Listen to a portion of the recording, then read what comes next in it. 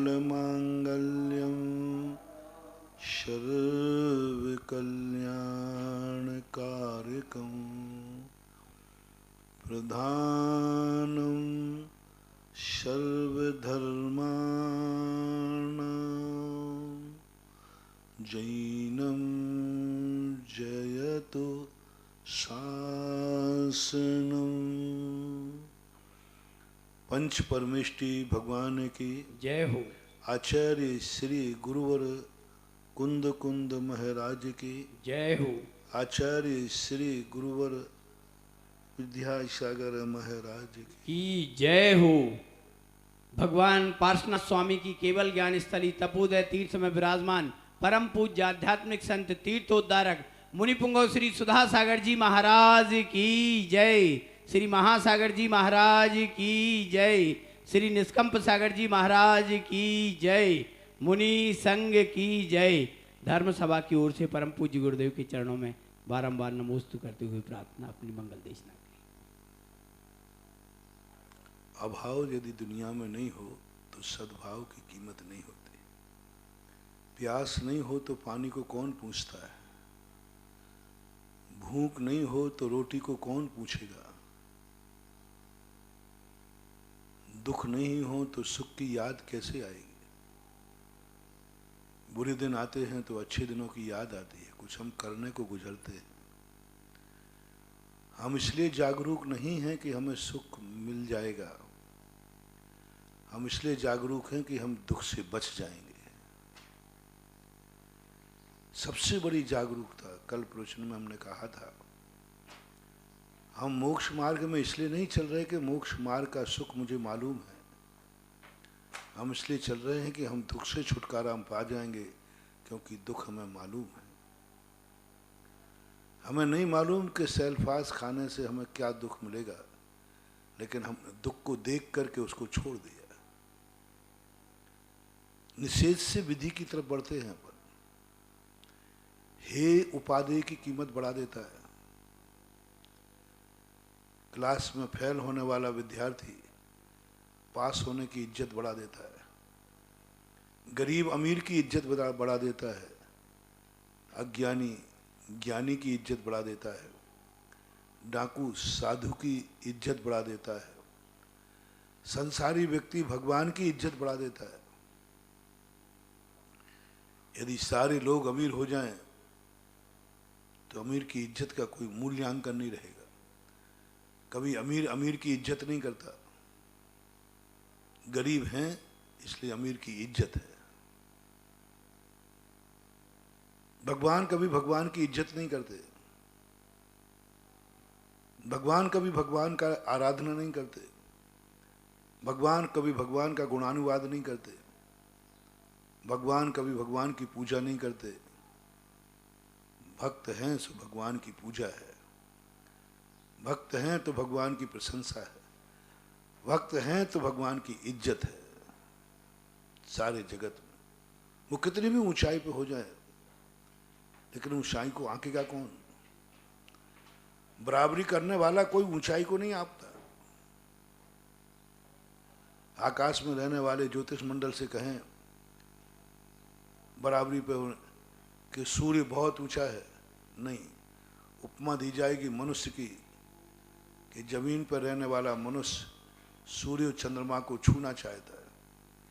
यहां उपमा है, वो तो छू ही रहे हैं। इस सिद्धांत को लेकर के हमें अपने जीवन में बहुत बड़ी शिक्षा लेना है। भगवान बनने के बाद यदि तुम इज्जत चाहते हो, जयकारा चाहते हो, तो तुम भक्तों की तरफ ध्यान देना पड़ेगा। भक्तों के कुछ कार्य करना पड़ेगा। भक्तों को आशीर्वाद देना पड़ेगा। भक्ति को किसी काम आना पड़ेगा। बहुत बड़ी चीज है महानुभाव। तुम भगवान बन जाओ। कितने भगवान बन गए, अनंत भगवान बन गए। कौन पूछ रहा है उनको? किनका नाम अमर है? कितनों के मंदिर बन पाए? लेकिन जिन भगवानों ने भक्तों के लिए कुछ दिया, भक्तों के लिए कुछ सोचा, भक्त के कल्याण की बात सोची, अपने अंधेरे के अलावा दूसरे को भी अंधेरा दूर करने का भाव किया। जो स्वयं के लिए साथ साथ दूसरों के लिए जीते हैं, वे भगवान को अमर कर देते हैं, वे भगवान का मंदिर बना देते हैं, वे भगवान की जयकार बोलते हैं। क्योंकि छोटा आदमी हमेशा आभारी रहता है बड़ों का, यदि उसके ऊपर बड़े उपकार करें तो। आभार के बिना कोई तुम्हें पूछने वाला तुमने क्या किया है, तुम सोचते हो कोई मेरी जय बोले, क्यों बोलेगा? तुमने क्या किया है उसके लिए वो तुम्हारी जय बोले। कोई मेरे लिए मंदिर बना देवे, क्यों बनाएगा मंदिर? क्या किया है तुमने उस भक्त के लिए? उसकी कमाई है, उसके पसीने की कमाई है, वो तुम्हें कैसे दे देगा? तुमने कुछ दिया? इसलिए जितने जितने भगवानों के मंदिर होते हैं, उन्होंने सबसे पहले अपने भक्तों को बहुत कुछ दिया, भक्तों के लिए कष्ट उठाए, सटरस भोजन चखे थे, भक्त के सुदामा के चावल खा लिए उन्होंने बड़ी सभा में। सुदामा क्यों नहीं ऋणी होगा? सुदामा क्यों नहीं जयकार बोलेगा? सुदामा क्यों नहीं मंदिर बनाएगा? सुदामा क्यों नहीं सारे जगत में जय जयकार करेगा? क्योंकि ये कितने बड़े, जिसके यहाँ 56 भोग पड़े पड़े थे, त्रिखंडाधिपति नारायण थे श्री कृष्ण। भरी सभा के अंदर उसके उन सूखे चावलों को कौन खाता है? ऐसे सूखे चावल थे कि शायद किसी भिखारी को भी दिया जाए तो वो कहेगा ये चावल खाऊंगा क्या मैं? ऐसे चावलों को ऐसे खा गए कृष्ण जी, वो तो कृतकृत हो गया, आभारी हो गया, धन्य मानने लगा। ओहो, मेरे कितने भाग्य के सुदामा जी, मेरे चावल ऐसे जो भिखारी नहीं खाए और द्वारकाधीश खा रहे हैं। ये है भक्तों का उपकार। भक्तों को कुछ दो या ना दो, लेकिन भक्तों की यदि फरियाद भी तुम सुन लो, इतने ही में वो तुम्हारे लिए उपकारी मान लेंगे। भक्तों के लिए थोड़ा सा उनकी बात सुन लो, उनकी स्वीकार कर लो, मत दो कुछ, उनका ले तो लो कम से कम, मत दो कुछ। छोटा आदमी बहुत हृदय का बहुत उदार होता है। वो बड़ों से ये कामना नहीं करता कि तुम मुझे कुछ दे दो, मुझे कुछ दे दो, लेकिन कम से कम मेरा ले तो लो, मेरा ले तो लो, इतने में मैं खुश हो जाऊंगा। मैं तुम्हारे सामने मांगने नहीं आया हूं, क्योंकि मेरे गुरु ने पहले ही कह दिया कभी बड़ों से मत मांगना। 2 दिन पहले मैंने प्रवचन दिया था, हमेशा ध्यान रखना महानुभाव, छोटे लोगों से मेरा कहना है, जो जिस चीज में छोटा हो, उम्र में, पद में, वैभव में, तुम उम्र में छोटे हो तो अपने से बड़े उम्र वाले से कभी कुछ मांगना मत। तुम गरीब हो, अमीर से कभी कुछ मांगना मत। तुम पुण्यहीन हो, पुण्यवान से कभी मांगना मत। वो दे तो देगा, पहली बात तो देगा ही नहीं, क्योंकि वो तुमसे घृणा करता है, वो अहंकारी है। बड़े आदमी में अहंकार ना आवे, ये बहुत कठिन है, बहुत कठिन है। बड़ा हो और अहंकार नहीं आए, उसकी बोलने की टोन में अहंकार है, तुम्हें देखते ही उसकी आंखों में अहंकार है। पुण्यवान पुण्यहीन को देखते ही उसके माथे पर सिकन आ जाती है, आह्लाद भाव नहीं आता। उसकी दृष्टि में अहंकार है, उसके कानों में अहंकार है, सुनेगा ही नहीं, चल यहाँ मेरे पास टाइम नहीं है, कानों में अहंकार है। उसकी वाणी में अहंकार है, रॉब से चले यहां से, शब्द ही अलग होगा। उसके रोम रोम में अहंकार भरा हुआ है, चाहे वो कितनी बड़ा आदमी ना हो, प्राय 100% तो नहीं कहूंगा, 99% बड़े लोगों में बड़प्पन का अहंकार होता है। इसलिए समंत्रभद्र महाराज ने मायाचारी पर प्रहार नहीं किया, लोभ पर नहीं कहा, क्रोध को नहीं कहा, उन्होंने 8 मदों को कहा कि ये जो मान कसा है, ये मद है, ये खतरनाक है, बहुत खतरनाक। ये सम्यक दर्शन को मल पैदा करते हैं, क्योंकि ये मान, अहंकार हर बड़े में आता है।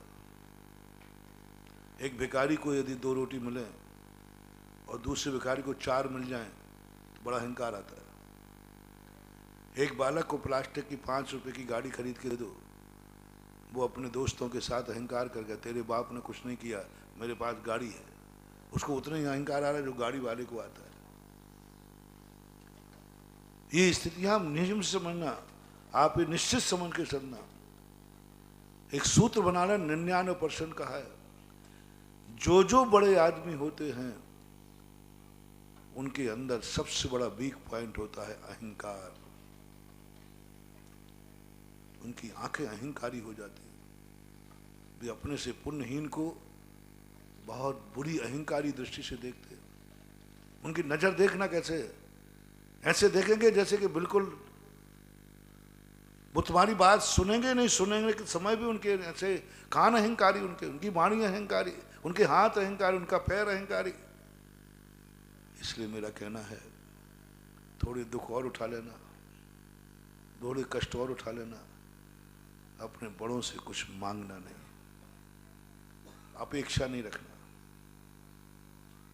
मत रखना महानुभाव, बहुत सुखी हो जाओगे, बहुत सुखी हो जाओगे। अपने बड़ों से कभी अपेक्षा नहीं रखना, अपेक्षा ही नहीं रखना तो मांगने का तो सवाल ही नहीं। जब भी तुम्हें किसी चीज की जरूरत पड़े,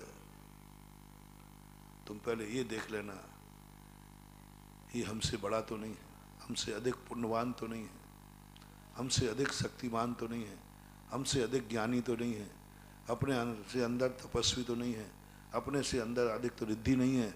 समंतभद्र महाराज ने सचेत किया बड़े आदमी को, बोले मुझे सम्यक दर्शन हो गया, सम्यक ज्ञान हो गया, सम्यक चारित्र हो गया। समंतभद्र कहते हैं, तू बड़ा बन गया, तू बड़ा बन गया ना? बोले हाँ, सारी दुनिया मिथ्या दृष्टि में सम्यक दृष्टि, एक गुण आगे हो गया। समंतभद्र कहते हैं, बस अब तेरी सबसे बड़ी वीकनेस है, तुझे अहंकार आएगा। गजब, क्या समंतभद्र! 8 मदों को कहा कि सम्यक दर्शन में दोष लगा देंगे। क्रोध को नहीं कहा, माया को नहीं कहा, लोभ को नहीं कहा, मद को ही क्यों कहा? क्योंकि मद एक ऐसी चीज है, शराब पियोगे तो नशा तो आएगा, नींद की गोली खाओगे तो नींद तो आएगी, आएगी नियम से। कोई गुण हम में प्रकट होगा तो अहंकार आएगा, नशे के समान है।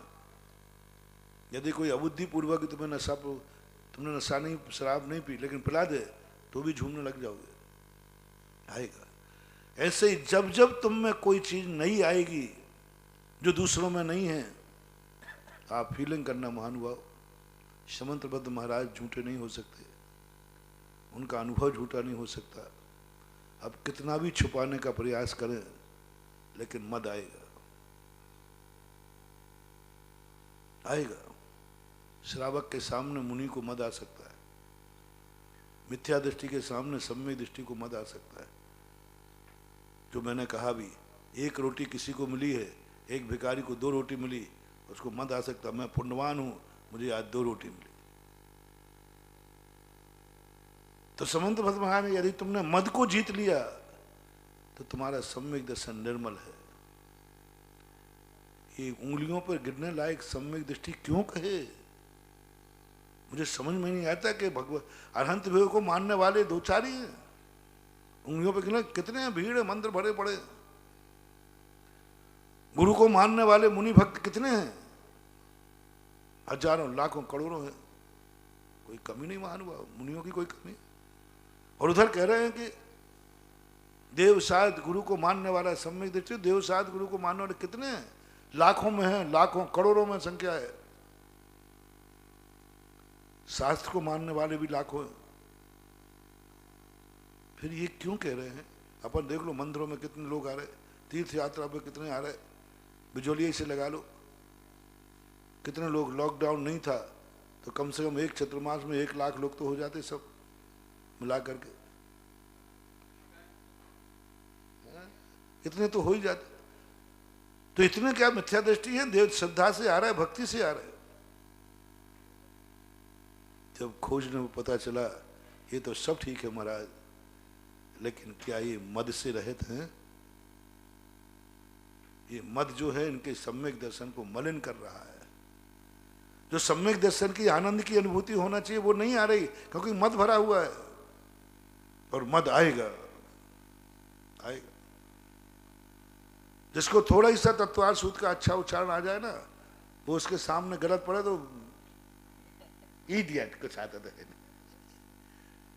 थोड़ा सा, सबको कह रहा हूं, मुझे भी हो चाहे कोई भी हो, प्रवचन में कभी ये मत लगाना महानुभाव कि मैं अपने ऊपर या तुम्हारे ऊपर। प्रवचन में बिल्कुल सहज एकदम सहज बोलता हूँ, जो आ गया मैं तो कहता हूँ जो प्रवचन दूं सब मेरे ऊपर लगा लेना कि ये कमी मेरे में है, ये कमी मेरे में है, मैं मानता हूँ। मुझे जिस चीज का थोड़ा ज्ञान हो, कोई गलती का इडियट मूर्ख कुछ नहीं, बुद्धू कहेंगे, आ गए यहाँ मंदिर में, पढ़ना लिखना तो आता नहीं है। वो भूल गया कि कल मैं भी ऐसे ही बुद्धू था। कल ऐसे हम भी पढ़ते थे आ अनार का, और आ बनाते समय कितने थप्पड़ खाए थे। अब वो मास्टर से पूछना पड़ेगा, LKG वाले थे। आज अपन कह लेंगे नहीं आ ऐसा होना चाहिए, ऐसा होना चाहिए। ये कोई राइटिंग है क्या? ये कोई राइटिंग है क्या? हमारी राइटिंग देखो कितनी बिल्कुल मोती सी चमकती है। हाँ, हम किसको कह रहे हैं? वो पहली कक्षा में पढ़ने वाले विद्यार्थी। और हम कौन सी कक्षा पढ़ चुके? MA पास हो चुके। अब MA पास वाला विद्यार्थी LKG बच्चे मूर्ख है क्या, बुद्धू तो कुछ भी नहीं कर सकता, आ बनाना भी नहीं आता। उस समय यदि LKG का मास्टर जी आ जाए और अपने LKG की कोई वीडियो बना के रखे तो कितने थप्पड़ खाए थे? कितने? नहीं आता। हर व्यक्ति आगे बढ़ने के बाद अपने पीछे की औकात भूल जाता है। हर व्यक्ति आगे करने, आकाश में पहुंचने के बाद जमीन भूल जाता है। बस यहीं से पतन चालू होता है हमारे। इसलिए मैंने कल कहा था, हर आचार्य ने सबसे पहले कहा तुम मूल को याद करो। वेद ने क्यों न विचारत चेतन, माते की कुख में आन बसे थे।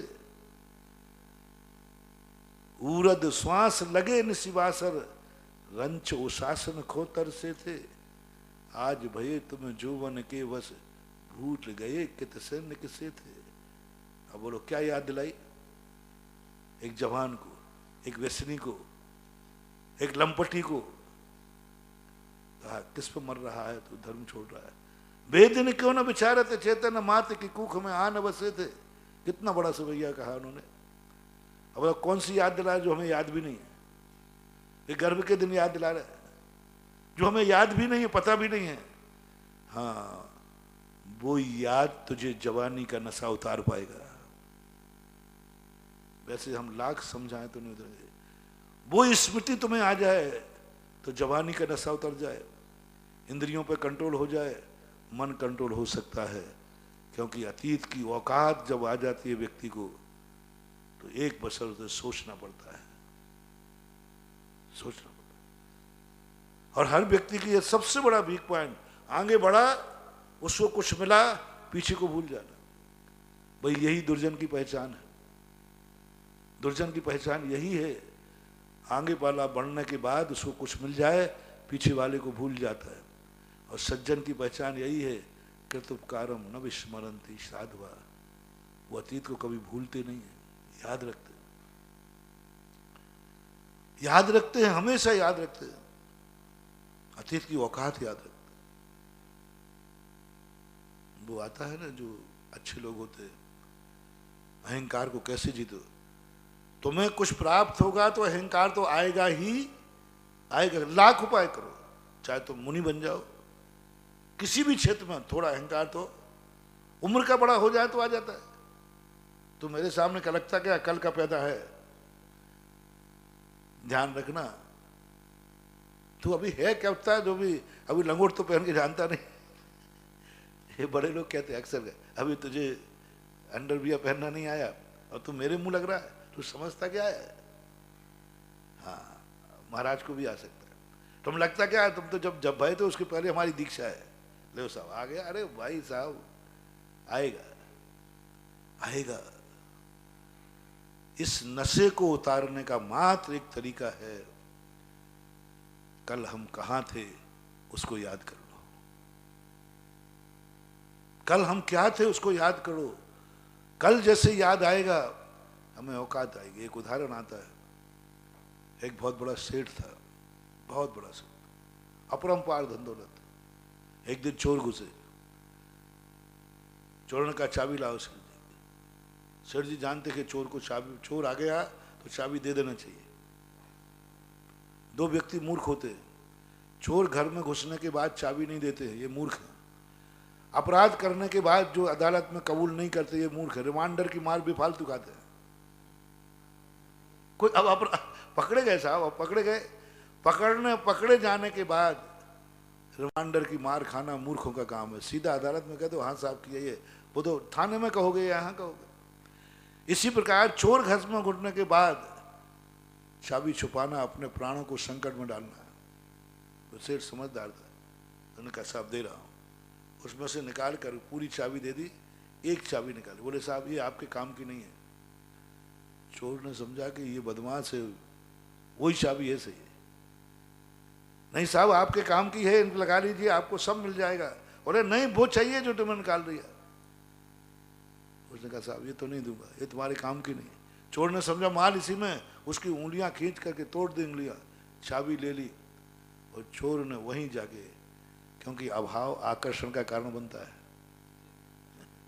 अभाव में आकर्षण होता है। उसने खोला, उसमें कुछ नहीं था। एक एल्युमिनियम का लोटा था, एक फटा कुर्ता था, एक फटा पजामा धोती थी। पूरा देखा हिला करके। चोर कहने लगे सेठ जी इसके लिए तुमने अपनी उंगलियां क्यों तोड़वाने। और वो खोला तो उसमें माली माल भरा था। तो सेठ जी कहते तुम लोग नहीं समझ पाओगे। बोले सेठ जी बस समझ के जाऊंगा। मैंने आज तक ऐसा व्यक्ति नहीं देखा। बहुत चोरी की है मैंने, बहुत लोगों की उंगलियां तोड़ी हैं, लेकिन वही चाबी निकली जिसमें धन था। और आपने तो वो तो दे दी और ये ले ली, क्या कारण है। बोले भैया ये जो तिजोरी में रखा है ना, यही धन डाकू बनाता है, यही मन पापी बनाता है, यही मन अहंकार लाता है। ये धन, बस इसको देखकर मैं अहंकार, इसको देखकर क्रोध जागता है, इसको देखकर पाप जागता है। मेरे पास इतना धन है मैं कुछ भी कर लूंगा इसमें। बोले मेरा उत्तम मार्दव धर्म है। इसको देखकर हमें अपनी अहंकार सब चूर हो जाता है, सब दूर हो जाता है। एक बाबूलाल जी अनुज हुए बंडा वाले, वो एक सवैया सुनाए थे। पेड़न की रूख को छांट छांट खाते, पेड़न की रूख वो होता ना पूरा है वो, और आज तुम्हें शक्कर की जलेबी करकरी लग रही है। पेड़न की रूख को छांट छांट खाते, आज शक्कर की जलेबी बड़ी करकरी लग रही है। वे दिन विचारो। और इसको संदूक को देखता हूं तो मुझे अपनी औकात पता चल जाती है कि मैं कल क्या था, मेरा अहंकार चूर हो जाता है। इसलिए महानुभाव जो कुछ पा चुके हैं, जो पुण्यवान हैं, जो अपने आप को, उनके पीछे कोई है, जो उनसे उम्र में छोटे हैं, जो धन में कम है, चारित्र में कम है, ज्ञान में कम है, तपस्या में कम है, सब तरफ से कम है, और तुम सबसे आगे हो, तो पहले 2 मिनट आगे वालों से कह दो, बड़ों से कह दो, तुम सावधान रहना, पीछे वाले का ध्यान रखना, तो तुम बड़े भी बन जाओगे और अहंकार भी नहीं होगा। तुम जिनके साथ से निकल के आए हो उनके प्रति कभी घृणा मत करना, पुण्यहीन को देखकर कभी आंख में अहंकार नहीं लाना। आंख में जब जब अपन को पुण्यवान होने से और पुण्यहीन को देखकर हमारी आंख ने उपेक्षा की, समझ लेना हमारा डाउनफॉल चालू हो गया। जब भी कभी पुण्यहीन को आंख की से मत ठुकराना, कभी पुण्यहीन, पुण्यवान की बात सुनो या नहीं सुनो, पुण्यहीन की जरूर सुन लेना। मेरा प्रवचन भी नहीं सुनो यदि मुझे पुण्यवान मानते हो तो, लेकिन रास्ते में कोई पुण्यहीन मिल जाए उसकी जरूर सुन लेना, जरूर सुन। भगवान की पूजा करना या नहीं करना, दो शब्द जयकारे बोलना नहीं बोलना, लेकिन जो तुमसे पुण्यहीन है उससे जरूर दो शब्द बोल लेना। अभी मैं संसार में जीना सिखा रहा हूं। संसार में तुम्हारा संसार में भगवान काम नहीं आएगा। तुम जो पुण्यहीन से दो शब्द बोले हो वो काम आएगा। इसलिए हमेशा अपनी औकात ध्यान में रखो। अतीत के धनवानों को हमेशा ध्यान रखना है। वह दिन जिस समय तुम्हारे पास एल्युमिनियम का लोटा था और धोती दुपट्टा था वो भी फटा हुआ, उसको जरूर रखना। गरीबी की स्मृति मकान में जरूर सजा के रखना। कितनी बड़ी हवेली बन जाए, एक कमरे में वो सामान रखना जिस समय तुम गरीब थे। हर हलवा माड़े खाने वाले को जरूर रखना, एक समय तुम एक सब्जी से रोटी खाते थे, हाथ पे रखे, जरूर ध्यान रखना। ज्ञानी बनने के बाद जरूर रखना कि तुम्हारी पहली क्लास क्या थी,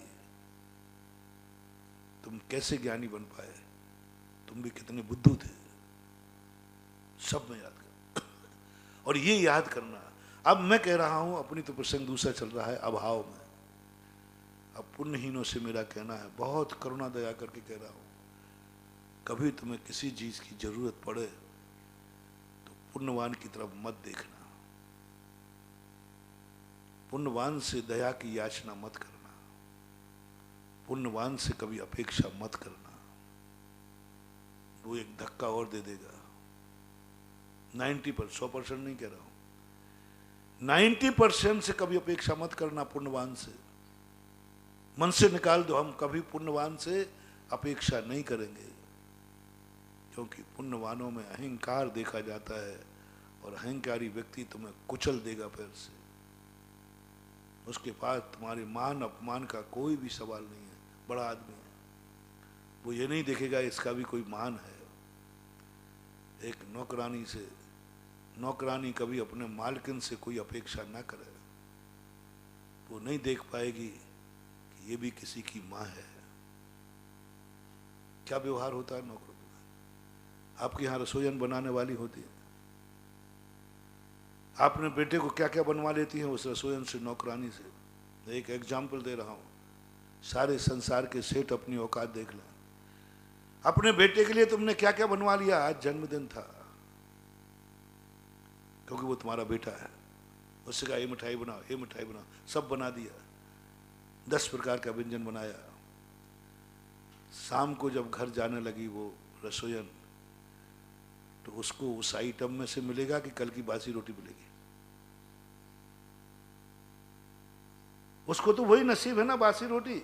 उसको एक आइटम बना बना के थक गई। उसको तो ये देखो भाई, इसने बनाया तो इसके मुंह में भी पानी आया होगा, इसका भी कोई बेटा होगा, इसकी भी कोई माँ होगी। और घर जाकर माँ थकी हुई थी। माँ आज थकी हुई क्यों दिख रही हो? बोले मालकिन के बेटे का जन्मदिन था। बोले माँ जन्मदिन में आप क्यों थक गई? बोले प्रतिदिन तो 1-2 आइटम बना दे, आज ज्यादा आइटम बनाए। माँ क्या क्या बनाया? सब बताएगी मालकिन के। तो वो सोचेगी माँ जब तुमने बनाया है तो मालकिन ने कुछ तो दिया होगा। और झोली में देखी तो वही कल की बासी रोटी निकली। क्या कभी विचार कर पाए? या तो बनवाते ही नहीं। बनवा है तो ये तो कौन माने, कौन सेठ सोचेगा कि ये भी किसी बेटे की माँ है, बेटे की माँ है। कभी एक बार तो कह दे कि जिस दिन तेरे बेटे का जन्मदिन हो उस दिन तू यहीं से कुछ बना के ले जाना। नहीं कह सकते, क्योंकि वो मालिक है। मालिक में ये गुण आना बहुत कठिन है, बहुत कठिन है। कभी नहीं सोच सकता। वो ये भी नहीं सोच सकता कि तुमने इतने सबको खिला दिया, आज तक किस मालकिन ने पूछा है रसोईयन से, तूने इतने सबको बना के खिला दिया, तूने खाया कि नहीं? किस मालकिन ने बैठा के खिलाया? तो यहाँ खा ले बैठ के, सुबह से काम कर रही है, पूछते भी नहीं है, बात भी नहीं करेंगे कि तूने खाया भी है कि नहीं खाया। यदि वो दिन भर काम करते खाने नहीं जाए तो मालिक को कुछ नहीं पड़ी है, खुश और होगा, अच्छा है मरना दे, ये लोग इसी काम के हैं। कभी सोचना, इसलिए मैं गरीब से कह रहा हूं, कभी बड़े आदमी से अपेक्षा मत करना, वो नहीं करेगा तुम्हारा। तुम अपने दुख कभी अमीर को मत सुनाना, बड़े को मत सुनाना, वो नहीं सुनेगा, बड़ा आदमी है, नहीं सुनेगा, बहुत बड़ा आदमी। तुम याचना भी नहीं करना कोई वस्तु की कि ये वस्तु मुझे मिल जाए, वो नहीं देगा, बड़ा आदमी है। और दे देगा तो मैंने कहा था, वो तुम्हारी तरफ देखेगा, लेकिन उसकी आंखें देखना, देखने के बाद उसका चेहरा चल यहाँ सामने आ गया, वो सुनी भी कान, तो कहना मेरे कान मत फोड़, सुन लिया मैंने तेरा, बार बार क्या कह रहा है, चिड़चिड़ा जाएगा, तुम्हारा अपमान होगा, तुम्हारे स्वाभिमान को ठेस लगेगी।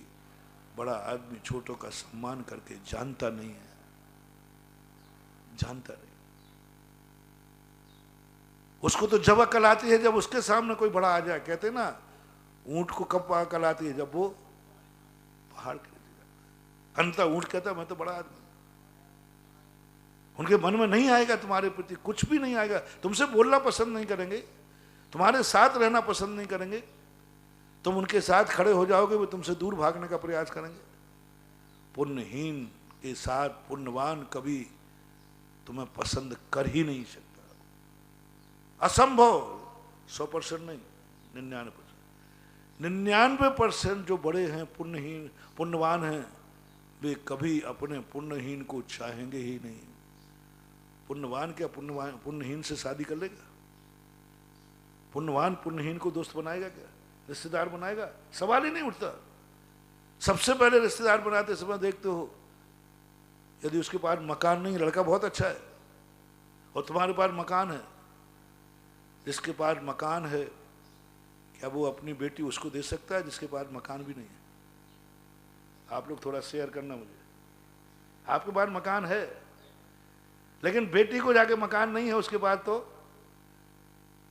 तो बेटी ने कहा पापा मेरे यहाँ तो मकान है, वहां तो मकान भी नहीं है, आप नहीं दोगे। आप ये नहीं सोचोगे कि पुण्यवान को तो दुनिया बच्चियां देता है, मैं अपनी बच्ची पुण्यहीन को देता हूं, इसके घर को आबाद करता हूं। कहीं भाव आएगा ही नहीं। तुम्हारे घर में गाड़ी है और उसके घर में गाड़ी नहीं, जहां शादी करना है, तो आप बेटी को नहीं दोगे। हमारी बेटी बचपन से गाड़ी में घूमती आई, यहां तो साइकिल भी नहीं दिख रही है, नहीं दे, कोई नहीं बनाएगा संबंध। पुण्यहीन से कोई रिश्तेदारी नहीं बनाना चाहता। इसलिए मेरा पुण्यहीनों से कहना है, पुण्यवानों से कभी रिश्तेदारी मत करना। अपने से अधिक पुण्यवान को कभी बेटी मत देना, मत देना, मत देना। अपने से अधिक पैसे वाले को कभी बेटी मत देना। अपने से अधिक इज्जत वाले को बेटी मत देना। अपने से अधिक हुकूमत वाले को बेटी मत देना। पूरी जिंदगी भर बेटी दुखी रहेगा। क्या है तेरे बाप का? सासू उलाय ना देगी, पति उलाय ना देगी, वो टॉर्चर कर करके उसकी जिंदगी खत्म हो जाएगी। जिन जिन लोगों ने अपनी बेटी बड़े घरों में दी है, उनकी उपेक्षा देखो कैसी होती है। जिन जिन के घरों में बड़े घर की बेटी आई है, बड़े घर की बेटी आई, बेटे को लेके चली गई। यदि आपकी बेटे की शादी बड़े घर में हुई है, समझ लेना बेटी नहीं आ रही, बहू नहीं आ रही है, बेटा भी जाएगा। क्योंकि वो बार बार याद है, क्या है, कुछ नहीं, कुछ नहीं, क्या है तुम्हारे यहाँ? हमारी माँ के पास देखो, हमारे पिता के पास देखो, क्या था क्या था, पर उसको वही अहंकार उसको रहेगा। और तुम्हारे बेटे को एक दिन वो अपने घर जमाई बना देगा। मैंने खुद देखा है, रहता तो तुम्हारे बीच में ही हूं ना। 90% आप लोग मुझे शेयर करना, प्रैक्टिकल करना। तुमसे अधिक बड़े आदमी के यहाँ की यदि बहू लाए तुम, तो बेटा कहाँ गया? फिर चला गया बेटा, बेटे से हाथ और धो दो। इसलिए ना तो बड़े घर की बेटी लाना और ना बड़े घर में कभी बेटी देना। बड़े आदमियों से संबंध नहीं बनाना, क्योंकि बड़ा आदमी तुम्हें पैर से कुचलेगा, पैर की जूती बनाएंगे। हमने ऐसे ऐसे लड़की वाले देखे, ऐसे ऐसे लड़के वाले देखे जिन्होंने अपनी बेटी को बेटी दे दी उनको, मतलब बेटी लाए हैं, लेकिन लड़की वाला बड़ा आदमी है तो लड़के वालों को उनके हाथ पैर जोड़ना पड़ते हैं। हमें उल्टा होता है, लड़का तुम्हारा है, लड़की दूसरे की है, बड़े घर की है, बड़े आदमी की है। अब कायदा से आप लोगों के यहाँ लड़का वाला दबता है कि लड़की वाली? कायदा लड़की वाला, कहते ना लड़की वाला सदा दब के रहता है, सदा बच के रहता है। मैंने लड़के वालों को दबते देखा है, लड़के वालों को हाथ पैर जोड़ते देखा है, लड़के वालों को कांपते देखा है, लड़के वालों को हमने देखा है। क्यों? लड़का है उनका खुद का, लड़के वाले का तो रौब होना चाहिए नहीं, लेकिन बहू वो बड़े आदमी की लाए हैं जिसके धन भी बड़ा था, हुकूमत भी बड़ी थी, शक्ति भी बड़ी थी। लड़का वाला लड़की वाले के हाथ जोड़ता रहता है। क्यों? पता नहीं ये कहाँ उल्टा फंसा दे। लड़के वाले होकर के लड़की वाले से कांपते हैं, क्योंकि उन्होंने बेटे बहू बड़े घर का देख के लाए। मानुआ मत लाना, अपने से बड़े आदमी की बहू कभी घर में मत लाना, भूल कर नहीं लाना। तुम्हारा लड़का होना, लड़के का बाप होने का कोई मजा नहीं लूट पाओगे, तुम सदा दबते रहोगे। और बेटी को भी कभी बड़े आदमी को मत देना। एक उदाहरण दिया, ये उदाहरण इसलिए दिया कि तुम्हारे अनुभव में आता है, परिचय में आता है। जिनके साथ घटी है उनसे पूछ लेना। बेटे ही चले गए। ऐसे ही कभी नौकर से कहना है, मालिक से कभी कोई उम्मीद मत करना। 99% मालिक से कोई उम्मीद मत करना कि वे तुम्हारे काम आ जाएंगे, तुम्हारी दया के पात्र बन जाएंगे। वे तुम्हारा शोषण करेंगे। तुम चिल्लाते रहोगे, कल मुझे बुखार आ गया इसलिए लेट आया। कुछ नहीं, उनको सुनना ही नहीं है, उनको सुनना ही नहीं है। बुखार आ गया तो क्या हुआ, छोड़ दो, जाओ, निकाल देंगे। हर नौकर कई बार बुखार में भी नौकरी में जाता है, जाना पड़ता है, नहीं नौकरी चली जाएगी। वहां कोई सुनने वाला नहीं है, सुनने वाला है ही नहीं, क्योंकि वो मालिक है, बड़ा है। इसलिए अपन निर्णय करते समय कल के प्रवचन से आज के प्रवचनों को मिला करके कि आज के बाद हम बड़े से कोई अपेक्षा नहीं करेंगे और उनसे कुछ मांगेंगे नहीं, मांगेंगे नहीं। क्योंकि मिलेगा नहीं, मिलेगा तो शान जाएगी, इज्जत जाएगी, स्वाभिमान जाएगा और उनके एहसान के पैर के नीचे हमें कुचलना पड़ेगा। अब वो जो 1% बड़े आदमी है ना, जो वास्तविक महान है, उनको मैंने इसलिए छोड़ दिया कि उनसे कोई मांगता नहीं है, फिर भी वो घर जाकर देते हैं। क्योंकि मांगने का तो नियम हो गया कि हम बड़े आदमी से नहीं मांगेंगे। और 99% बड़ा आदमी बिना मांगे देने वाला है नहीं। 1% जो बड़े आदमी हैं वो तुम्हारी इज्जत खराब नहीं करेंगे, वे तुम्हारी मांगने की जरूरत नहीं पड़ेगी, वो माँ के समान होते हैं। वो बिना मांगे देते हैं, कहेंगे नहीं कुछ, बिना मांगे देते हैं, दे दो इसको। वे कन्हैया होते हैं, वे कन्हैया होते हैं। सुदामा को बताना नहीं, सुदामा से कहना नहीं, वो लेगा नहीं और जाकर उसके भंडारे भर दिए। कितने लोग हैं ऐसे बड़े आदमी जो गरीब को अपना नाम बताए बिना, अपना कहे बिना और गरीब की सहायता करते, सामने आवे नहीं, लाइट में आवे नहीं। हम तो इतनी सी सहायता करने के भाव आ जाए ना तो हम 10 जगह कहेंगे ये मेरी बदौलत है, मैंने इसको पढ़ाया है, मैंने अपन करेंगे।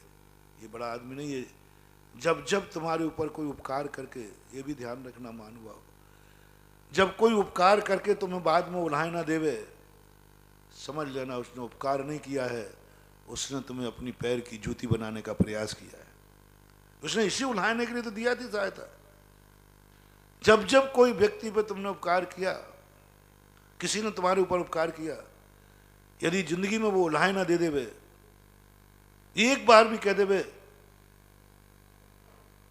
मैंने तुम्हें क्या किया था याद है, समझ लेना उसने तुम्हें उल्हाना नहीं दिया था, वो आज के दिन की उपकार था।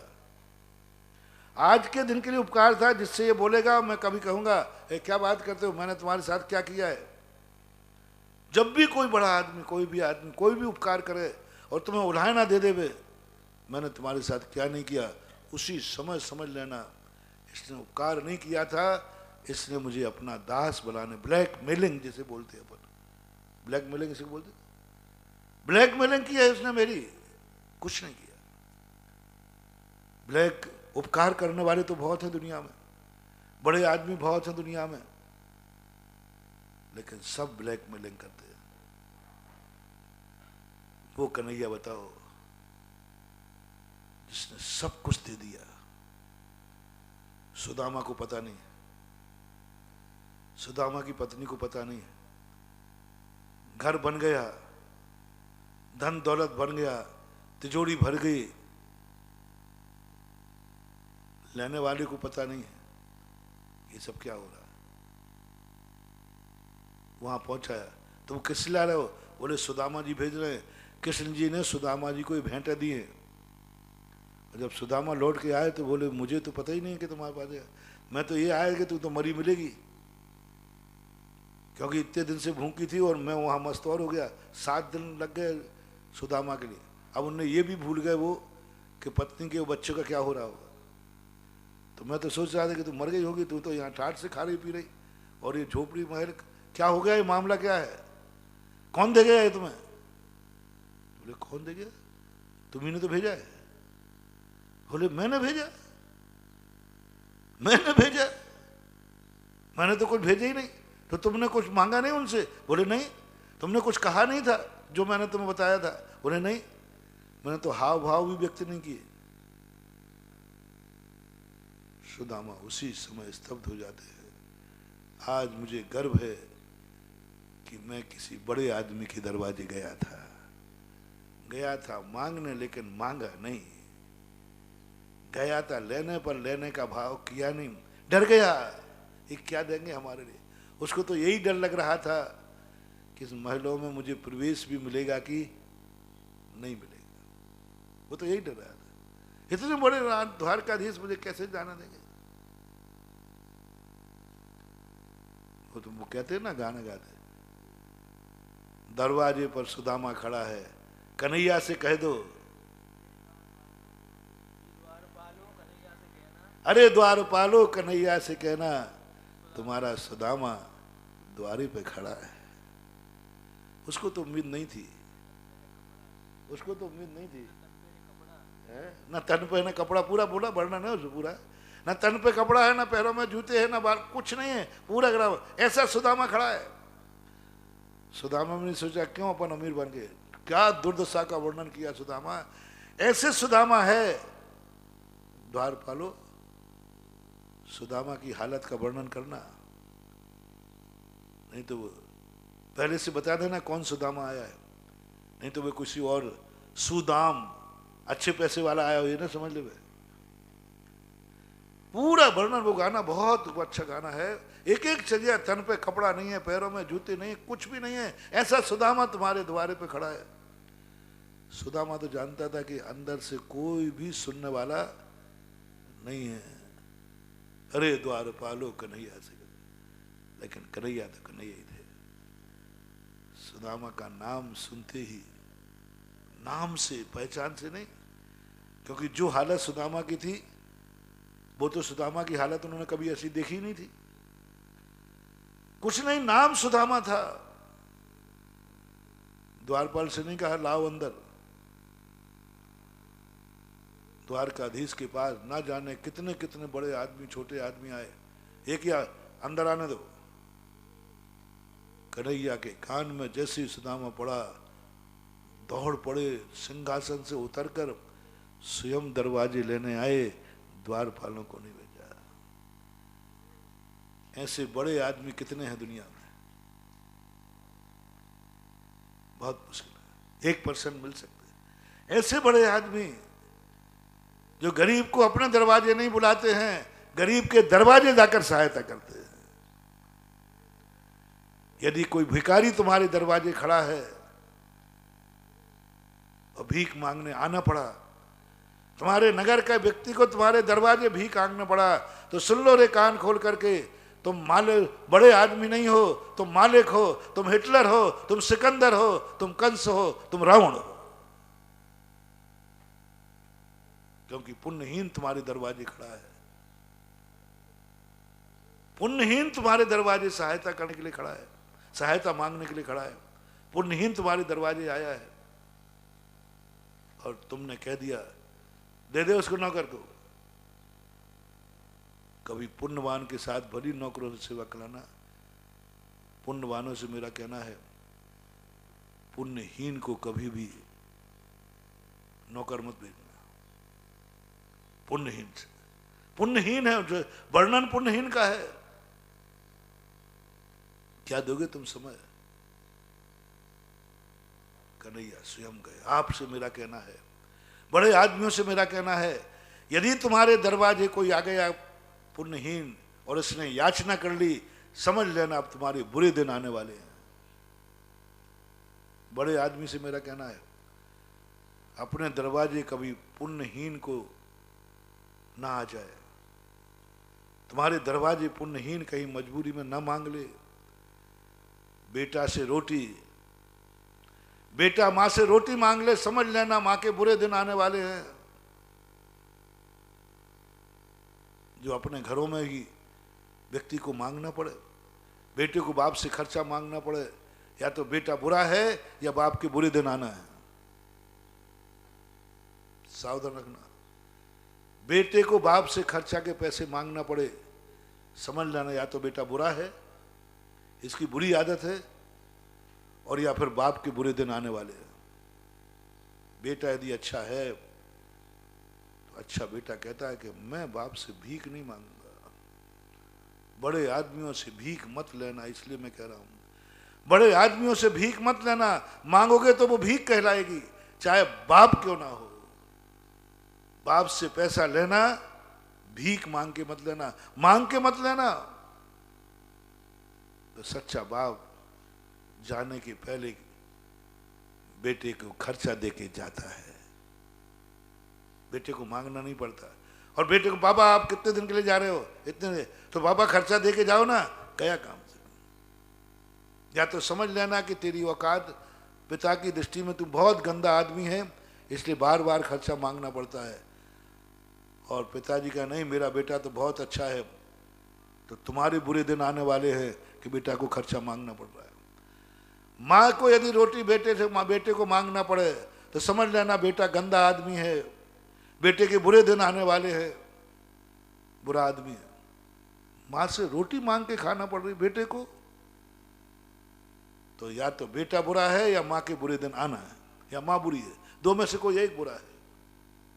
अच्छे बेटे और अच्छी माँ नहीं। बेटा मांग नहीं पाए, उसकी पहले रोटी खिला दे, वो माँ है। बेटा मांग नहीं पाए, बेटी खिला दे। हमारे यहाँ भारतवर्ष की परंपरा है, विदेशों में और यहाँ में बहुत अंतर है। जब भी कोई व्यक्ति मेहमान जाता है, वो ये ना कह दे पानी पिला दो। आजकल कहने लगे लोग, अरे चिंता मत करो, मैं मांग के खा लूंगा, मांग के पी लूंगा। नहीं नहीं, हमारे यहाँ वो मांग नहीं पाया पानी, उसके पहले ही पानी लीजिए, चाय लीजिए, भोजन लीजिए। मांग के खाया तो क्या खाया? अतिथि देवो भव। जो बिना मांगे मिले वहां तुम अतिथि हो, और माँ के सामने नहीं मांगना। ऐसे ही मेरा कहना है, हे सेठ लोगों, आपके नगर का व्यक्ति आपके दरवाजे मांगने आ गया, सावधान हो जाओ, ये साक्षात दरिद्रता आई है। गरीब दुखी आदमी तुम्हारे दरवाजे आ गया, तुमसे मांगना पड़ा, तुम्हारी वही दशा होगी जो दरवाजे पे खड़ा है। तुम पुण्यहीन बन गए, बस हो गया अमंगल, हो गया अमंगल। पुण्यहीन आपके पास आया है, भिखारी आपके पास आया है, मांगने आपको आया है, आपका सब कुछ खत्म होने वाला है। बुरे दिन आ गए। अब शकुन है, पुण्यहीन जब पुण्यवान के दरवाजे खड़ा हो जाए तो पुण्यवान के बुरे दिन आना निश्चित है। इस वाक्य से कहीं ऐसा ना हो जाए कि पुण्य बन आए और उसको तुम निपटा दो, चल यहां से, अमंगल सूचक आ रहा है।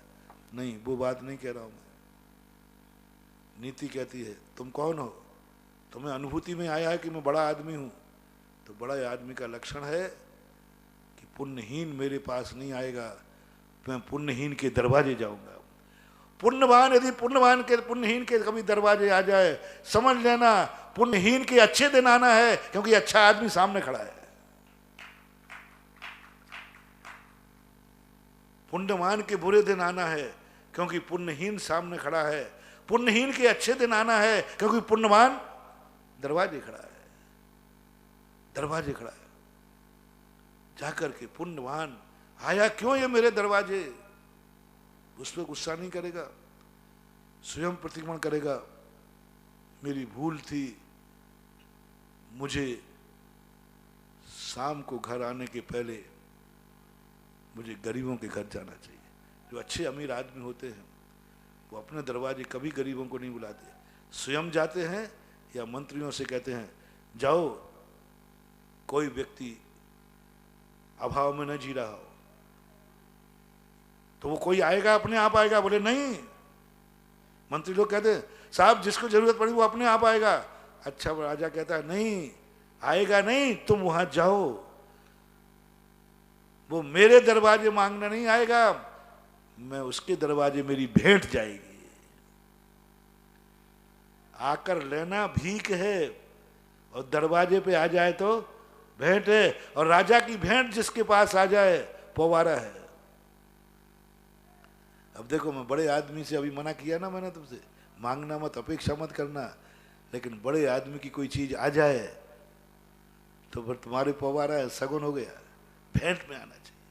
हर बड़े आदमी को यह कहना है कि मैं अपने से कमजोर को मांगने के पहले दूंगा क्योंकि ये मेरा है। पर आप लोगों से मेरा कहना है कि आप हमेशा ये ध्यान रखना, पुण्यवान की तरफ से आपको दृष्टि हटाना है, क्योंकि आप बिल से बाहर निकल रहे हो। बिल में पड़े पड़े मर जाना, बिल में पड़े पड़े सड़ जाना, लेकिन किसी बड़े आदमी की दम पर बिल छोड़ के बाहर मत आना। किसी बड़े आदमी की दम पर न छोड़ना के बाहर बड़ा आदमी खड़ा है, शेर बाद में मारेगा, पहले वही कुचल देगा। बाहर शेर खड़ा है, बाहर बिल्ली खड़ी है, और तुम कहाँ हो, बिल में हो, अंदर घुटन हो रही ना। हाँ, बाहर आना है ना, आना। दो बातें ध्यान को रखना, शेर को मारना नहीं, शेर से मरना नहीं। इस पर मैं प्रवचन दे चुका हूं। महाराज, मैं शेर से बच भी नहीं पाऊंगा, और बचूंगा तो मुझे शेर को मारना पड़ेगा। ये दो में से कोई एक छूट दे दिए, या तो मैं शेर को मारूंगा या मैं मरूंगा। मुझे तो मैं क्या सलाह दूंगा, आप बताओ। पहली बात, मेरी बात को नकार दिया, महाराज ये नहीं होगा मेरे से, या तो शेर मुझे मारेगा या मैं शेर को मारूंगा, तभी बाहर आ पाऊंगा। तो अब मैं क्या करूं, आपसे सलाह मांगता हूं, शेयर करो। व्यक्ति बिल से बाहर आने के लिए शर्त लगा रहा है, या तो मैं शेर को मारूंगा या शेर मुझे मारेगा। तो अब बाहर आने की सलाह दूं कि अंदर ही रखूं?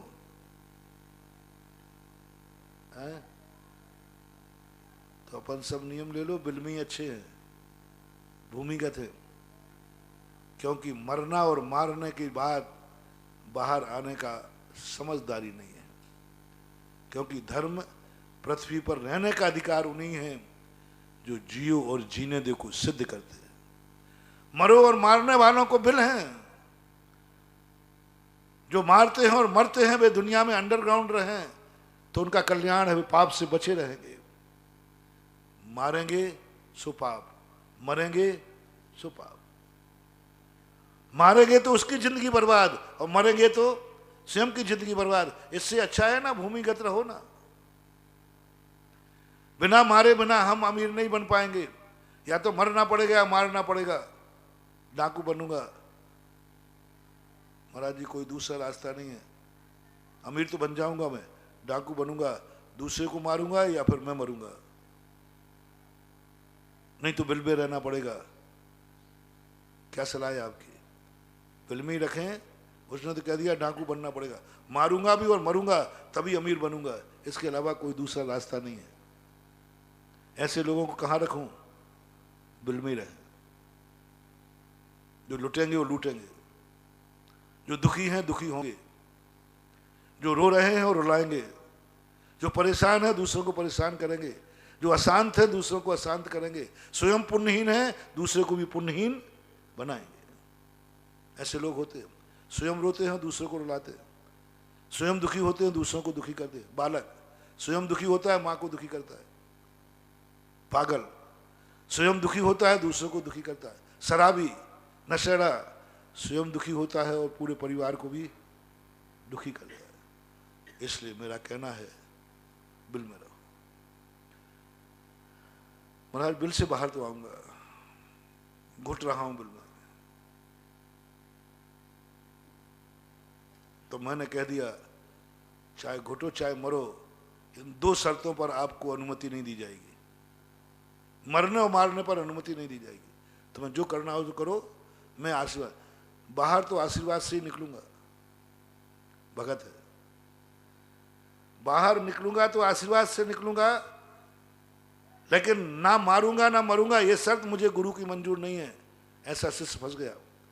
बात भी नहीं मान रहा है, बात भी नहीं मान रहा है, क्योंकि उसकी समर्थ ही नहीं है इतनी कि वो शेर से निपट लेगा। और आशीर्वाद के बिना भी नहीं निकलूंगा। अब ऐसे शिष्य के साथ क्या करूं बताओ भाई? और निकलेगा जरूर। मैं बिल में रह के शांत नहीं रह सकता। बिल में रहूंगा नहीं, आशीर्वाद बिना निकलूंगा नहीं, शेर को मारे बिना रहूंगा नहीं, या स्वयं मरे बिना नहीं रहूंगा नहीं। अब ऐसा चेला फंस जाए तो क्या करें? बता भाई ब्रह्मचारी, तू बता कैसे निकालूं?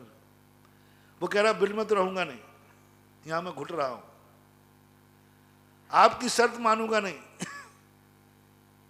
कि मारना मत मरना मत, और बिना आशीर्वाद के निकलूंगा नहीं, आपकी आज्ञा से ही निकलूंगा। अब क्या करें? उपाय है। वो तीसरे उपाय के संबंध में चर्चा चल रहा है कल से। वो तीसरा उपाय मानेगा नहीं मानूंगा। बिना आशीर्वाद के निकला ना, नहीं मैं तो आपका आशीर्वाद करूंगा, महाराज का भक्त हूं, सारी दुनिया जानती है, सब दुनिया को मालूम है बाबा जी कि मैं तुम्हारे आशीर्वाद के बिना कुछ नहीं करता। तो दुनिया को मालूम है, जरूर महाराज ने निकाला होगा। और बोल एक भजन गाते हो हार के समय, मेरी कभी हार नहीं होगी। बोले क्यों? आप हमारी हार देखना पसंद करेंगे ही नहीं।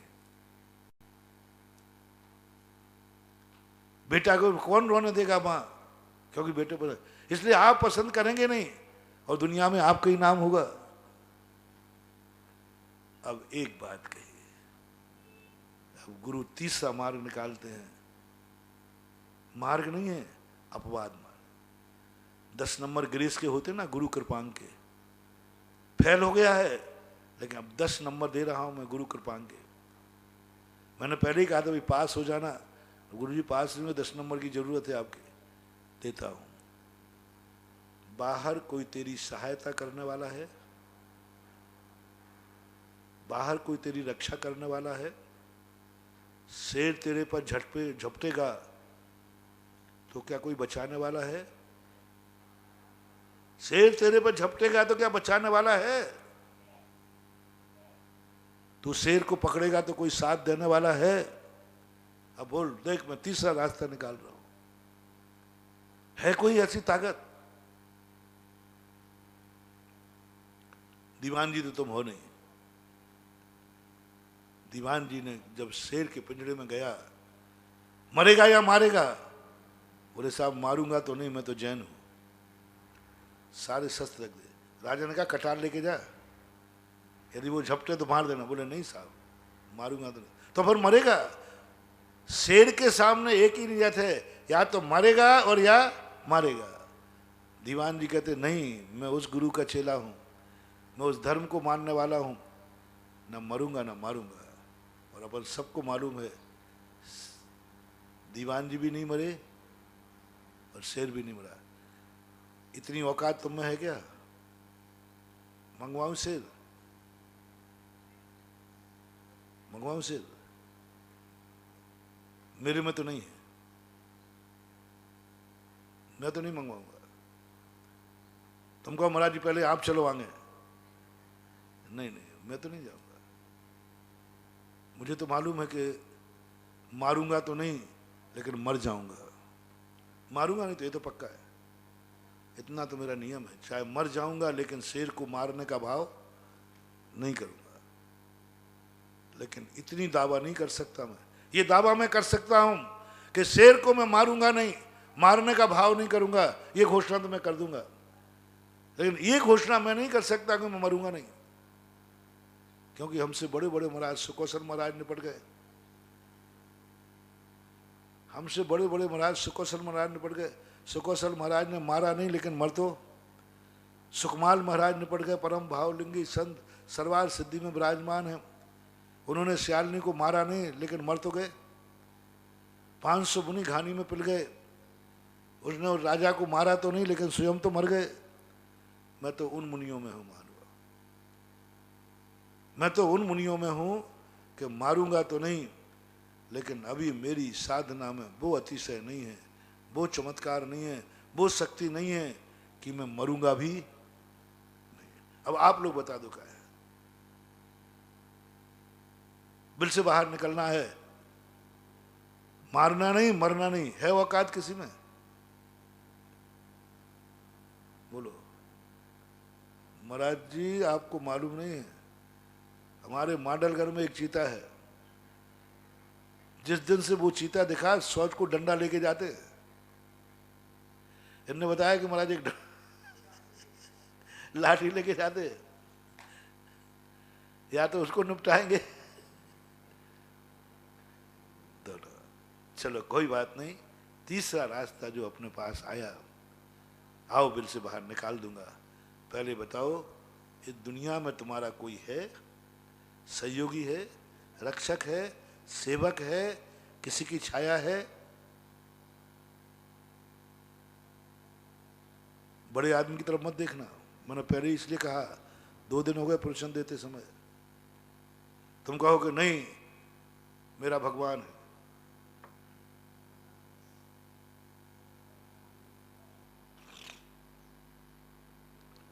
भगवान भरोसे कभी बिल से बाहर मत निकलना।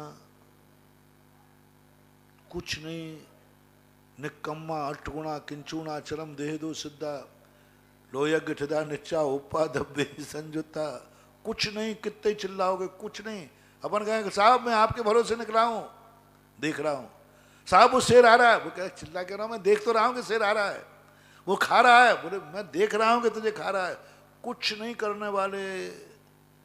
इन्होंने तो हाथ पे हाथ रख के कह दिया कि मैं तेरे काम आने वाला नहीं हूं। फिर भी अपन पावले बन के, पागल बन के उनके चुपके हैं। वो कह रहे हैं, उन्होंने घोषणा कर दी कि अब मैं कुछ नहीं करूंगा। भरोसे पर मत निकलना। भगवान बचाने वाला नहीं है। भगवान साक्षीभूत है, ज्ञाता दृष्टा है। उसे जन्म और मरण में भेद ही नजर नहीं आता। उसको क्या बचाएगा? हमें जिंदा में और मरे में कोई भेद नजर नहीं आता। बोलते क्या जन्म क्या मरण, क्या फर्क पड़ता है?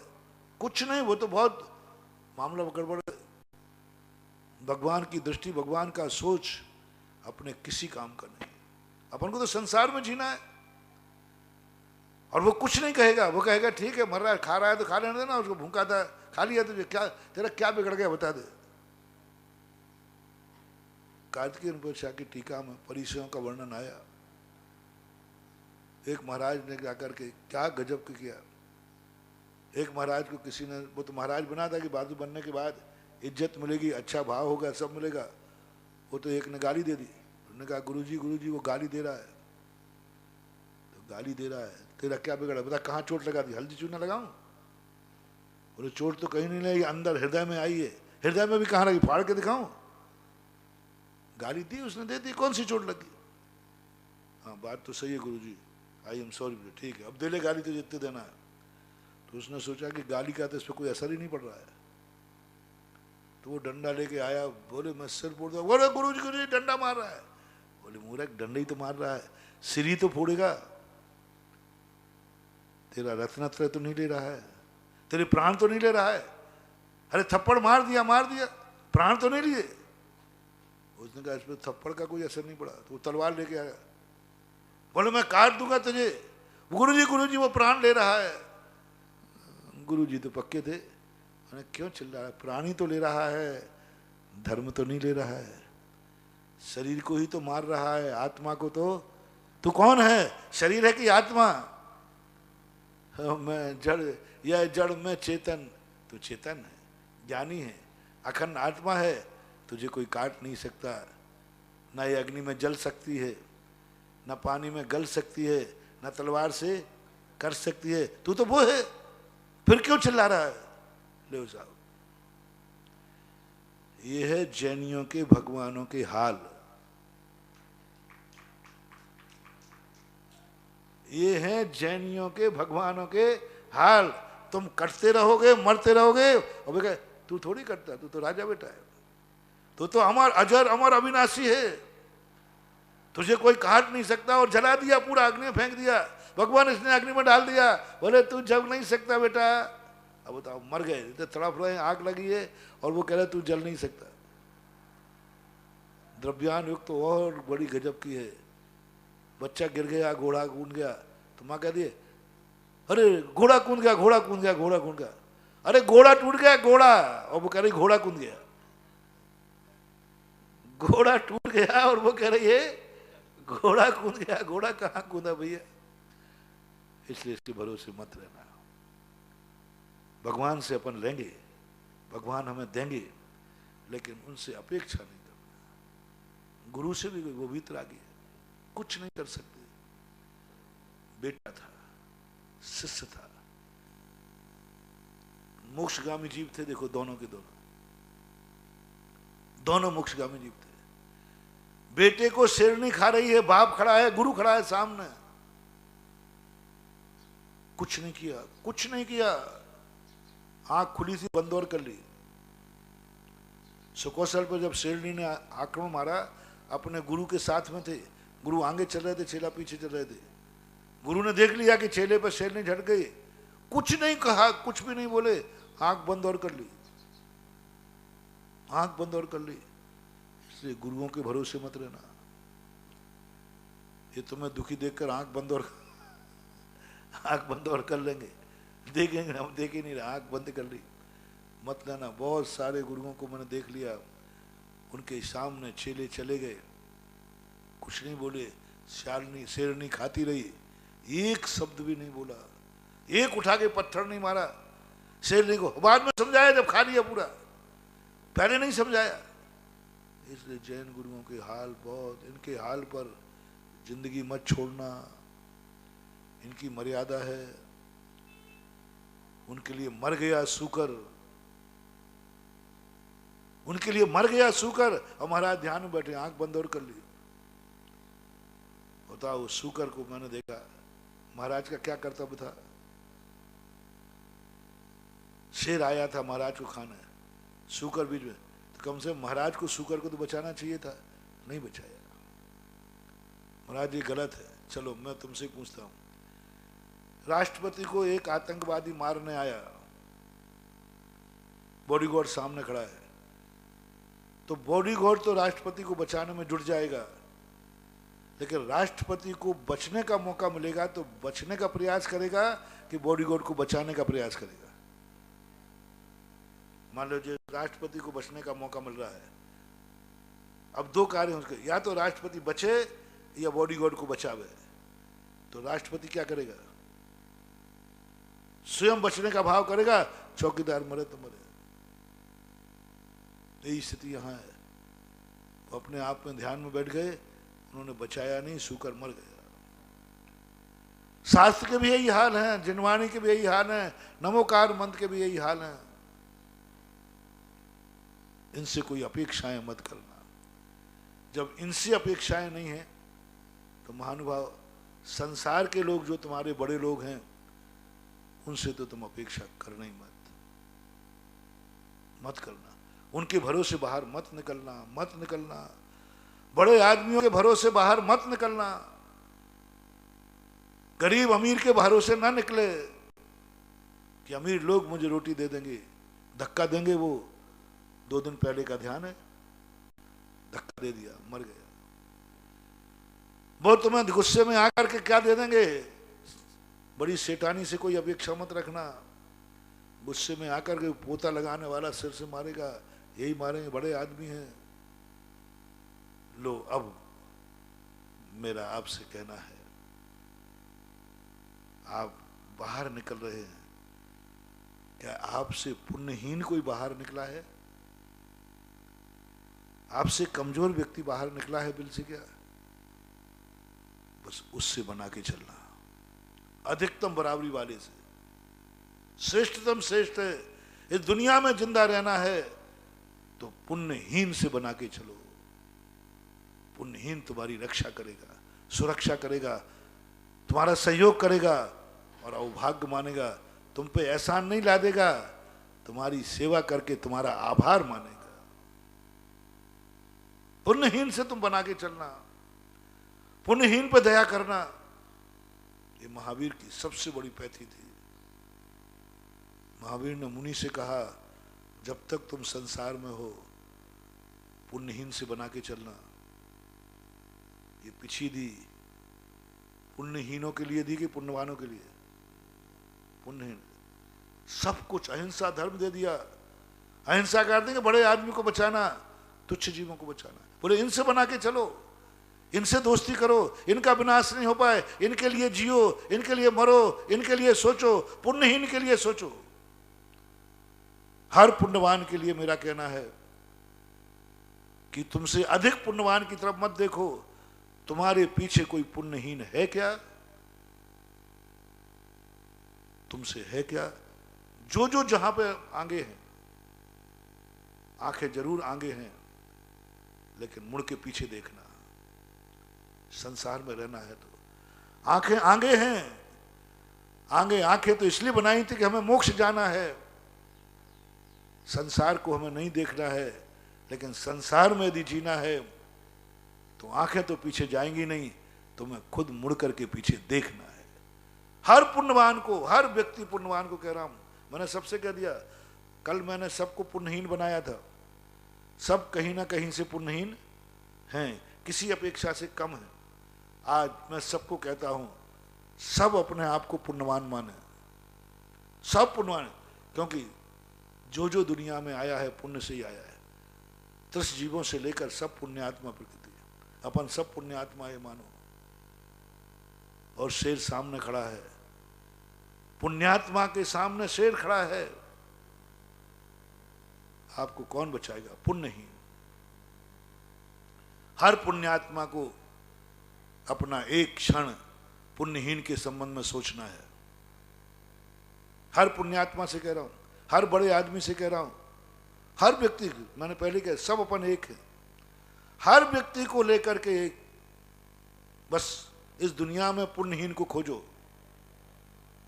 पुण्यवान को नहीं कह रहा हूं अभी, भगवान को नहीं कह रहा हूं अभी, गुरु को नहीं कह रहा हूं। हर व्यक्ति को एक लिस्ट में नाम चाहिए। जैसे अभी तक तुमने पूछा कि तुम्हारा भगवान कौन है, तुम्हारा गुरु कौन है, तुम्हारा बाप कौन है, ये सब दुनिया पूछती है। दुनिया ने पूछा, आप बाप को जानते हो, आप भगवान को जानते हो, गुरु को जानते हो? सब जानते हैं, बता देंगे, कुछ ना कुछ बता देंगे। पुण्यवानों के नाम सबको याद रहते हैं। इस नगर में सबसे बड़ा पुण्यवान कौन है, सेठ कौन है, सब जानते हैं। पुण्यवानों को सब जानते हैं, सबके पास लिस्ट बनी है। अब मैं प्रश्नों में दे रहा हूं, मैं अपने भक्त से पूछ रहा हूं, पुण्यवान से पूछता हूं, क्या तुम किसी पुण्यहीन को जानते हो? पुण्यहीन को जानते हो? तुम्हारे नगर में तुमसे अधिक पुण्यहीन कौन है? तुमसे अधिक कमजोर कौन है? तुमसे अधिक गरीब कौन है? तुमसे अधिक अज्ञानी कौन है? तुमसे अधिक बीमार कौन है? शक्तिहीन कौन है? उनकी लिस्ट किसके पास है? इसलिए सबका सबसे ज्यादा परेशानी कारण ये बन रहा है, हमारे पास भगवान की लिस्ट है, बड़े आदमियों की लिस्ट है, और मैंने पहले कह दिया वो तुम्हारी जिंदगी में काम आने वाले नहीं है, और हम उन्हीं की लिस्ट लेके घूम रहे हैं। हमारी जिंदगी में काम आएगा महानुभाव, उसको खोजो, उसकी लिस्ट बनाओ। तुमसे अधिक पुण्यहीन कौन है? घर में बड़े हो तुम, तुमसे छोटा कौन है? उसको याद करो, उसको याद करो। तुम स्वस्थ हो, रोगी कौन है? तुम्हें नींद आ रही है, नींद हराम किसकी है? बाहर निकलो मोहल्ले में, तुमसे अधिक पुण्य, नगर में निकलो, देश में निकलो, दुनिया में निकलो। आज का होमवर्क है हर व्यक्ति को पुण्यहीन की लिस्ट बनाना है। मैं बहुत बड़ी बात कह रहा हूं, ये तुम्हारे काम आएंगे, तुम्हें कभी उलाहना नहीं देंगे, तुम उनकी सेवा स्वीकार करोगे और वे अपना अभाग्य मानेंगे। तुमसे नहीं कहेंगे मैंने तुम्हारे पैर दबाए हैं, वो कहेंगे नहीं हम धन्य हो गए, आपने हमसे पैर दबाए। इसलिए महावीर ने, हर दर्शनकार ने, भारतीय दर्शनकार ने भगवान से भोग गुरुओं को कहाँ हार के लिए भेजा? छोटे के पास, श्रावक के पास। हमसे बड़े आदमी का हार हम नहीं ले सकते, क्योंकि वो हार देगा, एहसान ला दे, पहली बात तो देगा ही नहीं। आचार्य से मुझे हार करा देंगे, मैं बहुत भूखा हूं, उनका चेला हूं और मैं भूख से तड़प रहा हूं, करा देंगे? बोलो ना। और इसमें मेरे गुरु और तुम्हारे गुरु तो मुझे पता नहीं, वो तो करा देंगे थोड़ा बहुत। हाँ, तुम लोग और बहुत सारे गुरु हैं जो चेले के लिए भोजन करा देते, रात में करा देते, रात में आ जाए तो रात में करा देते। ऐसे भी मुनिराज हैं जो भक्तों की व्यवस्था रात में भोजन की कर देते। भक्त महाराज जी सब कर देंगे। और मेरे जैसा गुरु, मेरे गुरु का गुरु पड़ जाए, मैं आचार्य पूज्य गुरुदेव विद्यासागर से कामना करूं कि किसी दिन मैं भूखों मरूंगा तो चिंता मत करो रे, मेरा गुरु बहुत बड़ा है, विश्ववंदनी जगत गुरु है, मैं कभी भूखा नहीं सो सकता, दावा है मेरा, क्योंकि मेरा गुरु बहुत बड़ा है। देखना मैं दावा ठोक रहा हूं, मेरा गुरु सबसे बड़ा है, इसलिए चिंता नहीं है, मेरे लिए कभी मैं भूखों नहीं मर सकता हूं। अब आचार्य जी के भरोसे मैंने ये दावा ठोक दिया, बोलो मेरे क्या हाल होंगे। उम्मीद करूं कि आचार्य जी मेरे लिए रोटियों का इंतजाम कर देंगे। तुम कुछ भी कहो, मैं तो गुरु जी के तो भरोसे, तुम्हारा भरोसा कर लूंगा, गुरु जी का भरोसा नहीं करूंगा। उनसे कहूंगा तो वे कहेंगे भत्ते वा खमड़े वा, वने वा भने वा, जन्म में और मृत्यु में कोई अंतर नहीं है। भगवान मैं मर जाऊंगा गुरुदेव, तो बोले बेटा जन्म जरा मृत्यु विनाश नाय, जन्म और मरण में कोई अंतर नहीं है। सुख साता से आता है, दुख असाता से आता है, दोनों शूद्रा के पुत्र हैं, दोनों पुद्गल की पर्याय हैं। लो लेक्चर और ढान के मर गए। क्या कह दिया बेटा, सुख आएगा तो साता से दुख आएगा, साता से दोनों कर्म हैं और दोनों शूद्रा के पुत्र हैं, पर हैं, इनमें कहाँ रखा? अप्पा अप्पम में रहो, अपने आत्मा में लीन हो जा। रोटियां पर है, पेट पर है, भूख पर है, सब कुछ। और बताओ रोटी भोटी तो मिली नहीं। इसलिए मुझे आचार्य जी के भरोसे, आचार्य जी पर मेरा तो भरोसा नहीं है कि मेरी भूख, यदि मैं कभी भूखों मरूं तो गुरु से कुछ मिल जाएगा। मुझे कभी शेर खाए तो गुरु बचा लेंगे, चिंता मत करो, मेरे गुरु जी बचा लेंगे। मैं क्योंकि अपन ने देख लिया उनके बड़े गुरुओं को देख लिया तो वही उनकी तो नकल है, परंपरा तो है ही। जब सुकौशल के गुरु ने नहीं बचाया अपने चेले को, तो मेरा गुरु मुझे कैसे बचाएगा, ये मुझे नहीं समझ में आता है। क्योंकि मुझे तो सारे लक्षण सुकौशल के गुरु में जो थे वही मेरे गुरु में है। दोनों एक से ही हैं, एक जाति, एक स्वभाव, एक नेचर। अब एक नेचर है, एक स्वभाव है, तो हम क्या उम्मीद करें कि शेर आएगा गुरुजी बचा लेंगे? अरे सुकौशल ने के गुरु ने नहीं बचाया तो तेरा गुरु क्या खाक बचाएगा? बल्कि शेर आते ही अभी तो कम से कम आंख खोल के देख रहे थे, देखना बंद और कर देंगे, खा ले। गजब गजब, मत रहना गुरु। यदि तुम्हारे लिए साधु भूख लगने पर किसके भरोसे पर उम्मीद करे? बड़ों के भरोसे पर नहीं, श्रावक का भरोसा है। क्योंकि ये हमसे पुण्यहीन है, हमसे छोटा है, हमसे छोटा है, इस पर मुझे भरोसा है, ये मेरा पेट भर देगा, ये मेरी वेदना को दूर कर देगा। छोटों पर भरोसा, बड़ों पर भरोसा नहीं है। स्पष्ट कह रहा हूं। महाराज जी हम आचार्य से कहेंगे, कह देना वे खुश हो के वे जानते हैं कि वो सही तो कह रहा है। हमारे आचार्य जी हमेशा कहते हैं, मैं किसी का इंतजाम करने वाला नहीं हूं। एक बार कभी आचार्य जी ने हम लोगों की खातिर कभी श्रावक को नहीं डांटा। हम लोग नए नए थे शुरू में, तो मुक्तागिरी का बिहार था, पाटे नहीं मिलते थे, तो हम लोग आचार्य से हम चला गए, महाराज जी यहाँ पाटे ही नहीं है।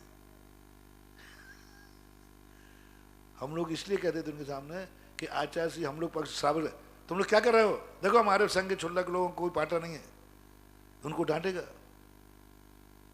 उल्टा कहता था, छिटाई है ना, कायदा तो भू पे शयन करना चाहिए, मान की मर गए लाए थे पाटा लेने, छिटाई और छुड़वा दी। वहां उल्टा और होता है, हम पाटा के मांगने की सोच रहे थे कि आचार्य पाटे का इंतजाम करेंगे, उन्होंने चिटाई और छुड़वा दी। पाटा तो दिया नहीं, घास तो दिया नहीं, तो हम लोग अब यही चर्चा, आचार्य जी मत जाओ, नहीं तो जो है जो है कैसे चिटाई और छोड़ दे, क्या पाटा लगा रखा है, और छुड़वा ही दिया।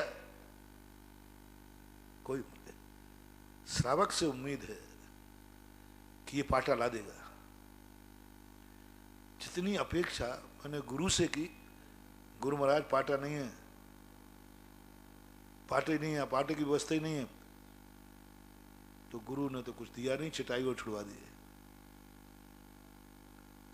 अब यदि यही बात मैं श्रावक के सामने कहता तो, बोलो भैया, यदि मैं श्रावक से कहता, अरे भाई ठंड बहुत है, यहाँ ठंडा बहुत है, टाटा है ही नहीं, ओहो अरे भैया आहा, वो अपना पलंग तोड़ करके लाके दे देगा। गुरु महाराज ने कहा पाटा नहीं, वो मान भाव देख ले, वे भाव क्या, नीचे बिछी लगाते हुए देख ले ना, तो दौड़ता है, वो इतना छोक रहा था, वो उठाता है इतना बड़ा पापा, क्या जय, वो इतना बड़ा पाटा और उठते ही नहीं उससे, छोटा है ना। अब ऐसे बड़े से उम्मीद, इसलिए सब में देखना महानुभाव, बड़े तुम्हारी सांसारिक व्यवस्थाओं को नहीं करेंगे, सांसारिक अनुकूलताएं नहीं मिलाएंगे। इसलिए बिल से निकलते समय बड़ों से कोई अपेक्षा करके मत निकलना, मत निकलना। वे बहुत ऊंची किताब है, उनको हमारे दुख दुख नजर आते ही नहीं, उन्हें तो इतनी विशाल दृष्टि हो गई, उन्हें तो दुख भी निर्जरा के कारण से दृष्टि में आते, दुख नजर आते ही नहीं। उनको भूख दुख नजर नहीं आए, बुखार दुख नजर नहीं आए, प्राण लेवे तो कहते क्या हो रहा है, बोले क्या बुरा हो रहा है, क्या बुरा हो रहा है, बद परिचय हो रहा है, निर्जरा हो रही है। अब बताओ, मार रहा है, शेर खा रहा है, महाराज जी वो शेर, तो क्या बुरा हो रहा है, क्या बुरा हो रहा है, बताओ क्या क्या हो रहा है, इसमें क्या गलत? महाराज आप कुछ विचार, क्या विचार करूं, कोई बुरा हो तो विचार करूं। बद परिचय है कि नहीं 22 में, 22 में बद परिचय भी आता ना, 22 में बद परिचय है। अब बताओ बद परिचय कह रहे, बोलो क्या बुरा हो रहा है, निर्जरा हो रही है कर्मों की, निर्जरा के कारण संबर का, एक के लिए तो मुनि बना है। अब ऐसे गुरु से तुम जाओ जो कहता है वध करना भी धर, मर रहा है तो बोले कोई कौन सा बुरा हो रहा है, मरने दे। बोले भूख लगी है तो क्या बुरा हो रहा, भूख लगी तो छुदापरी से। रोटी का इंतजाम तो किया नहीं और वो कह रहे भूख लगी, अच्छी लगी, बढ़िया है, कर्मों की निर्जा कर। प्यास लगी है, उसका पानी का इंतजाम तो किया नहीं, बोले त्रिशापरी से। मच्छर काट रहा है, मच्छरदानी तो दी नहीं, बोले दंश मशकपरी से। गाली दी, बोले कोई उसको रोका तो नहीं, गाली मत देना मेरे चेले को। चेले से कहा अरे मजा आ रहा है, सत्कार पुरस्कार परी से, आक्रोश परी से, वो मुझ पे आक्रोश कर रहा है। तो गुरु को कहा ध्यान रखना मेरे चेले को गाली नहीं दोगे, बल्कि ये कहता चेला मजा आ रहा है, आक्रोश परी से निर्जा कर। इनसे क्या अपेक्षाएं करोगे, जिन्हें सुख और दुख में समता भाव आ गया, जिनमें तलवार में, कंचन में, कांच में, कांटे में नजर आ गया, स्वर्ग और नरक में, सब कुछ में कोई भी अंतर नजर आ रहा, इनके भरोसे मत आना। अब जो मैं बात कह रहा हूं, यदि दो चीजें तुम्हारे पास नहीं है तो बाहर निकलने के पहले सोच लेना, तुम्हारा कोई है जो तुमसे पुण्यहीन है, जो तुमसे छोटा है, जो तुमसे कमजोर है। वो यदि हो तो उसकी दम पर तुम बाहर आना। आगे क्या होगा अपन समझेंगे। महावीर भगवान की जिनवाणी के ज्ञान ते सूझे लोकालोक, शोवाणी मस्तक धरू सदा दे दो। हे जिनवाणी भारती तो है जमोदन रैन, जो तेरा शरणाग है शो पावे सुखनैन। देव भजो अरिहंत को गुरु सेवा निर्ग्रंथ, दया धर्म पालो सदा।